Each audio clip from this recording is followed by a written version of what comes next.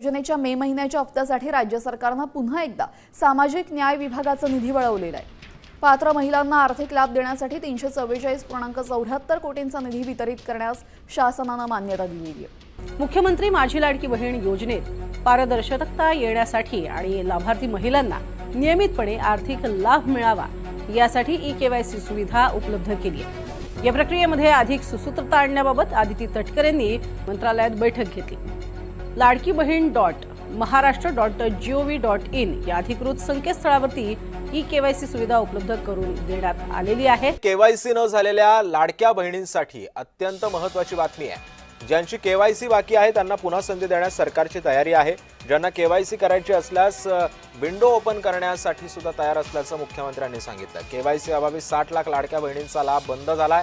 लाडक्या बहिणींच्या केवायसी बाबत मुख्यमंत्र्यांनी महत्त्वाचे संकेत दिलेले आहेत। मुख्यमंत्री माझी लाडकी बहीण योजना आहे याची ई-केवायसी ची प्रक्रिया ही साधारणपणे गेल्या वर्षी ऑगस्ट महिन्यामध्ये सुरू झाली होती आणि त्याला पहिल्या सुरुवातीच्या याच्यामध्ये जवळपास 3 महिन्याचा कालावधी देण्यात आला होता। मग वाढवून आणखीन 2 महिने दिला, आणखीन 2 महिने त्याच्यामध्ये वाढ झाली आणि असा 8-10 महिन्यांचा कालावधी हा ई-केवायसी साठी दिला होता। आणि ही ई-केवायसी प्रक्रिया ही फक्त ह्या लाडकी बहीण योजनेमध्ये नाहीये, तर ज्या ज्या राज्याच्या डायरेक्ट बँक ट्रान्सफरच्या योजना आहेत म्हणजे डीबीटीच्या योजना आहेत ह्या सगळ्यांमध्ये ई-केवायसी प्रक्रिया केली जात असते।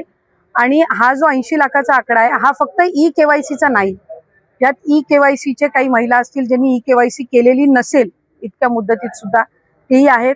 काही आम्हाला गेल्या 10-10.5 महिन्यापासून आम्ही एक IT विभागाचा म्हणजे इन्कम टॅक्सचा आम्ही जो आकडा ज्यांचं उत्पन्न 2.5 लाखापेक्षा जास्ती आहे हा डेटा जो आहे हा आम्ही त्या ठिकाणी मागवलेला होता। त्याला साधारणपणे 10-11 महिन्याचा कालावधी गेला, तर त्या जवळपास एक 11, 11.5, 12 लाख हा तो डेटा याच्यामध्ये 80 लाखामध्ये समावेश आहे।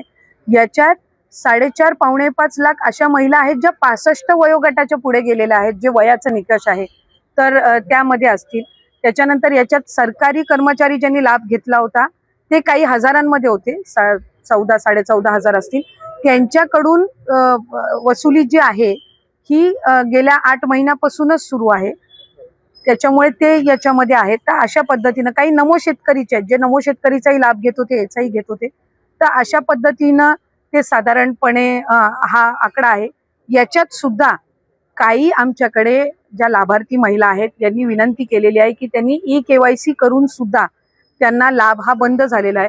आम्ही त्याची फेर तपासणी करत आहोत जेणेकरून कुठलीही महिला जिने ई-केवायसी केलेली असेल ती लाभापासून वंचित राहता कामा नये।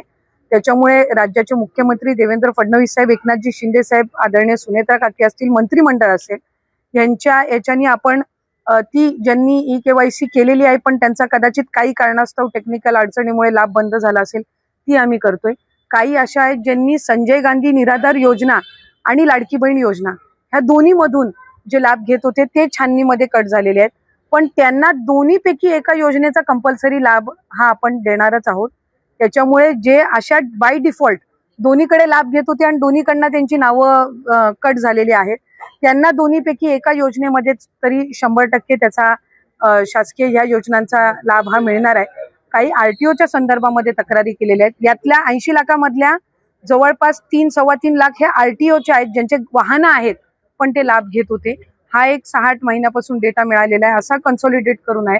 पण त्यातल्याही काही लाभार्थ्यांनी म्हटले की आमच्या नावाने म्हणजे निवेदन आलेली आहे की आमच्या नावाने कुठलंही वाहन नाहीये, तर त्याची फेर तपासणी होईल। तर त्या पद्धतीनं आहे। आणि